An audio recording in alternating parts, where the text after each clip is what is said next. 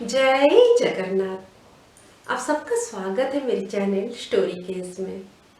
दोस्तों, सच्ची कहानी के ऊपर आधारित भक्ति में है शक्ति जो सीरीज है, उसको आप लोगों का बहुत प्यार मिल रहा है और मुझे कहानी पढ़ के आप लोगों को सुनाने में बड़ा अच्छा लग रहा है। कितना सुंदर रिश्ता है ना, जो कि जगन्नाथ महाप्रभु आपके और मेरे बीच में बना दिए हैं। आज भी एक नई कहानी लेके आई हूँ और कहानी है अविनश्वर श्री जगन्नाथ बुक से, जिसको संपादक किए हैं पीतावास राउतराय जी ने।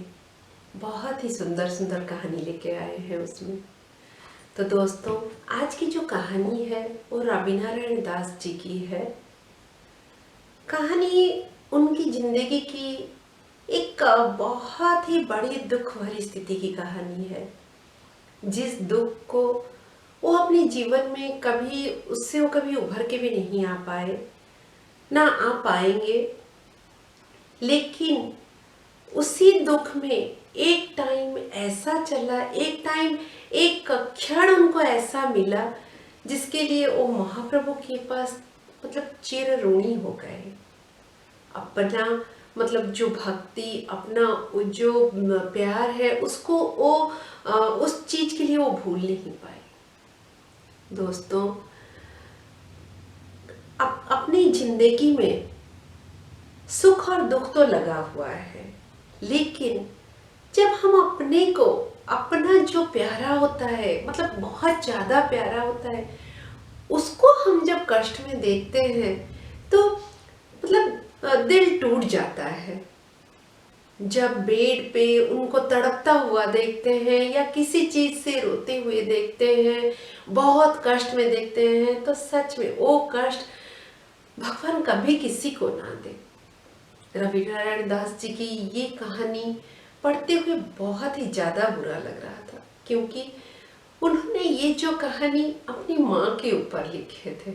दोस्तों, कहानी पढ़ी और सच में एक माँ जो हमें दुनिया में लाते हैं, उनको ऐसे कष्ट में जब बच्चा देखता है, जैसे माँ को तकलीफ होती है ना उसके बच्चे को कष्ट में देखते हुए, वैसे हमें भी कष्ट होता है अपने पेरेंट्स को जब हम तकलीफ में देखते हैं। सॉरी दोस्तों, कहानी ऐसी थी कि मैं इसमें थोड़ा ज्यादा डूब गई थी। रविनारायण दास जी की जो मम्मी थी, उड़िया में उनको एक्चुअली उड़िया में माँ या बहू बुलाते हैं मम्मी को, तो वो बहू बुलाते थे। दोस्तों, जब रविनारायण जी की जो बहू थे, जो मम्मी थे, जो माँ थे, उनको कैंसर हो गया था। कैंसर का जो कष्ट होता है, लास्ट स्टेज का कष्ट जिसके साथ होता है वही जानता है। बहुत कष्ट था उनको, बहुत ही पीड़ादायक था, जिस कष्ट को वो संभाल नहीं पाते थे। लेकिन उसके बाद भी बच्चों के लिए जो चिंता थी और घर के लिए जो चिंता थी, उन सबको बच्चे देख के उनका कष्ट तो नहीं ले सकते, लेकिन उनके प्रति उनका प्यार और भी बढ़ता जाता था। रविनारायण दास जी लिखते हैं कि उनकी जो माँ थे वो दोस्तों बहुत ही निष्कपटी थे। उनके मन में कपट नहीं था किसके लिए, और सबके लिए दया भाव था। अपने क्या पराई क्या, दूर दूर के रिश्तेदारों के किसी का अगर निधन सुनते थे, किसी का मृत्यु की खबर सुनते थे, तो खुद शांत होके थोड़ी देर गुम होके बैठ जाते थे। इसीलिए ये लोग उनके परिवार के लोग धीरे धीरे उनको ये सब न्यूज़ देना भी बंद कर दिए। डॉक्टर जवाब दे चुके थे, किसी भी टाइम कुछ भी हो सकता है, अभी वो ठीक नहीं होंगे करके डॉक्टर जवाब दे सकते थे। रविनारायण दास जी जो थे वो उनका बोलना था कि जब बहुत कष्ट पड़ता है, जब उनके ऊपर विपत्ति आती है, तो महाप्रभु को याद करते हैं, महाप्रभु के पास जाते हैं, महाप्रभु से विनती करते हैं, लेकिन उसके बाद अपने काम में वो बिजी हो जाते हैं। बोलते हैं, थोड़ा सा स्वार्थी हूँ, लेकिन क्या करूँ, तेरे साथ रिश्ता ही ऐसा है। लेकिन जो विश्वास है महाप्रभु के प्रति, वो उनका अटूट है, वो उसमें कोई डगमगाहट नहीं था। तो दोस्तों, पता नहीं क्यों उनके मन में एक बार के लिए आता है कि मैं एक काम करता हूँ, मम्मी का जो लास्ट स्टेज है, मेरी माँ की जो लास्ट स्टेज है, उस लास्ट स्टेज में मैं अपनी माँ और पापा दोनों को एक साथ अगर जगन्नाथ दर्शन करवाऊंगा तो शायद मेरी माँ की थोड़ी सी जो अगर कहीं पे भी कुछ गलती रह गई होगी तो उनका वो पाप चला जाएगा और महाप्रभु के दर्शन से महाप्रभु से उनको क्षमा मिल जाएगा और वो खुशी खुशी इस दुनिया से जा सकती है। तो दोस्तों बहुत कोशिश किए, इतनी ज़्यादा तबीयत खराब के बाद भी अपनी माँ को वो मतलब राजी करवाने में तैयार हो गए। बहुत कष्ट के बाद मम्मी उनकी राजी हुई कि चल चलते हैं पूरी जगन्नाथ मंदिर। पापा उनके हमेशा तैयार रहते थे, जब भी बोलो वो जगन्नाथ धाम जाने के लिए हमेशा तैयार रहते थे। तो दोस्तों इसी तरह इन लोगों ने प्लान किया कि पूरी फैमिली के साथ मम्मी पापा को लेकर चलेंगे पूरी जगन्नाथ मंदिर। मंदिर पहुंचते हैं, मंदिर में देखते हैं काफी भीड़ है, बहुत ज्यादा भीड़ है। इस भीड़ में मम्मी इतनी बीमार, कैसे दर्शन करवाएं, फिर भी लेके जाते हैं और उनकी जो बहन सब थे उनके साथ पापा के साथ दर्शन करवाते हैं। लेकिन दोस्तों दर्शन अच्छे से नहीं हो पाता, बहुत ही दूर से दर्शन होता है और इतनी भीड़ में बस महाप्रभु की थोड़ी सी चेहरा ही दिखती है और दर्शन अच्छे से नहीं होता। तब रविनारायण दास जी बोलते हैं कि ये क्या लीला है महाप्रभु, मैं जैसे दर्शन करने आता हूँ, मतलब उनको फील करते हैं कि मैं जैसे स्वार्थी हूँ, उसीलिए क्या तुमने ये वाला मतलब ये दंड तुम अभी मुझे दे रहे हो कि मैं चाहता हूँ अपनी माँ और अपनी पापा को थोड़ा अच्छे से दर्शन करवाऊं और आप मुझे उसी का दंड दे रहे हो कि आज उनको दर्शन नहीं दे रहे हो। उनके मन में बड़ा दुख होता है उस दर्शन को, वो मतलब उसमें खुशी नहीं होती, उनको नहीं लगता कि मेरे मम्मी पापा अच्छे से दर्शन कर पाए। बहुत दुख होता है दर्शन करके।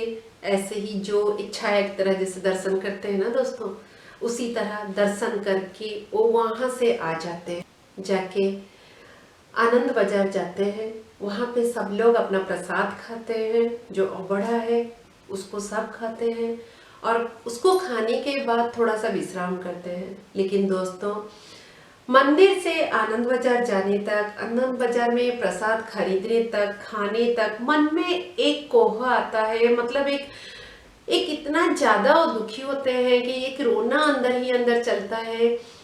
क्या तुम इतने निष्ठुर हो, क्या तुम इतना गुस्सा हो मेरे ऊपर कि मेरी गलती की सजा में मतलब ऐसे मैं जैसे मतलब विपदा में होता हूँ तो याद करता हूँ, उस वजह से तो मेरे मम्मी पापा को इकट्ठे अच्छे से दर्शन नहीं दिए। हे महाप्रभु माफी तो मांग लिया और क्या करूं। बहुत निराशा हुई क्योंकि मेरी मम्मी दोबारा आपके पास नहीं आ सकती और पापा के साथ दर्शन भी नहीं कर सकती। इसीलिए तो मैं चाहता था कि मम्मी पापा मेरे तुझे थोड़ा पास से देखें, अपने मन भर के तुझे दर्शन कर ले बोल के वो क्या करते हैं, खाना वाना सब लोग वो लोग प्रसाद पाते हैं। जैसे कि मैं पहले भी बताई हूँ, महाप्रसाद जगन्नाथ महाप्रभु की जो महाप्रसाद है उसको खाते हैं नहीं बोलते, पाते हैं बोलते हैं। तो सब लोग अबड़ा पाते हैं, पाने के बाद वहाँ पे थोड़ी देर विश्राम करते हैं। अचानक से उनकी मम्मी को ध्यान आता है मैं फिर से दर्शन करूंगी। ये कौन सी जिद है, और दोस्तों वो जिद पकड़ के बैठ जाती है कि मैं फिर से दर्शन करूंगी, मुझे फिर से लेके चलो मेरे महाप्रभु के पास, मैं फिर से दर्शन करूंगी। बीमार है, चल नहीं पा रही है, बहुत ही तकलीफ हो रही है। जब इतना जिद किए तो उनकी जो रविनारायण दास जी हैं वो बोले मैं नहीं जाता, और इन्होंने एक बार में दर्शन नहीं दिया, मैं नहीं जाता, तुम लोगों को जाना हो तो तुम लोग जाओ। तो दोस्तों उनकी बहन जो थे, सारे बहनें मिलके उनको लेके गए दर्शन करवाने, और दर्शन करवाने लेके जाके उन्होंने मतलब वापस नहीं आए। काफी टाइम हो गया, क्या हुआ, वापस क्यों नहीं आए। तो ये जो रविनारायण दास जी अपने पापा के साथ विश्राम कर रहे थे, तभी उनके पापा बोलते हैं बेटा मैं जाके देख के आता हूँ। वो तो नहीं जाएंगे बोल दिए थे, तो पापा बोलते हैं कि मैं जाके देख के आता हूँ क्या हुआ, और मम्मी की तबीयत ज़्यादा खराब हुई क्या, क्यों नहीं आए?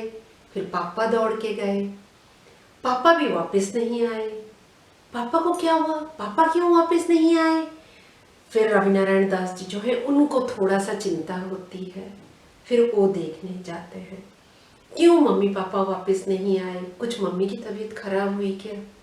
फिर वो मंदिर तक दोस्तों जाते हैं और जब वो मंदिर में पहुंचते हैं अपनी आंखों को वो विश्वास नहीं कर पाते हैं, वो समझ नहीं पाते हैं। जब मन में किसी को डांटो, किसी को गुस्सा करो तो क्या सच में वो सुनते हैं? और दोस्तों वो क्या देखते हैं, वो देखते हैं मतलब रत्न सिंहासन के पास जो महाबाहु अपने हाथ फैलाए खड़े हैं, उनके सामने उनके मम्मी पापा खड़े हैं। डिस्टर्ब करने के लिए कोई नहीं है, कोई भीड़ भड़ाका नहीं है। उस रत्न सिंहासन के पास, उस महाप्रभु के पास उनकी मम्मी पापा खड़े हैं। मम्मी खड़ी नहीं हो पा रही हैं तो मम्मी जब हाथ जोड़ के खड़ी है तो पापा पीछे से सहारा दिए हैं और वहीं दोनों दर्शन कर रहे हैं। कोई नहीं है उस जगह पे, मन भर के वो लोग दर्शन कर रहे हैं। रवि नारायण दास जी क्या बोले, बस आंखों की जो अश्रु थी वही बोल रहा था और कुछ नहीं। माँ की जो दर्शन था, माँ की आंखों में देखा, पापा की आंखों में देखा, बहुत खुश हुए। उनको लगा कि शायद उनके बहुत सारे जो दोष होंगे, जो पाप होंगे, वो महाप्रभु क्षमा कर दिए होंगे, लेके आए। उस दिन के बाद 10 महीने के बाद उनकी मम्मी आंख बंद कर दी, दुनिया से चली गई। दोस्तों माँ का स्थान कोई नहीं ले सकता, लेकिन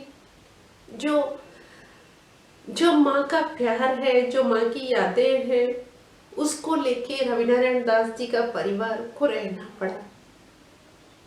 कहानी बहुत छुई है मुझे। रवि नारायण दास जी मम्मी को याद करते रहे और बस जिंदगी उनकी कटती रही। मम्मी पापा को जैसा दर्शन करवाए थे, जगन्नाथ जी जो दर्शन दिए थे, उस चीज को कभी भूल नहीं पाए, आज भी नहीं भूल पाए। दोस्तों कहानी ऐसी है, विश्वास करना पड़ेगा, क्योंकि मुझे हुआ। जो जगन्नाथ महाप्रभु है वो ऐसे ही लीलामय है, अपनी लीला ऐसे ही दिखाते हैं। आशा करती हूँ कहानी पसंद आई होगी। बहुत बहुत धन्यवाद।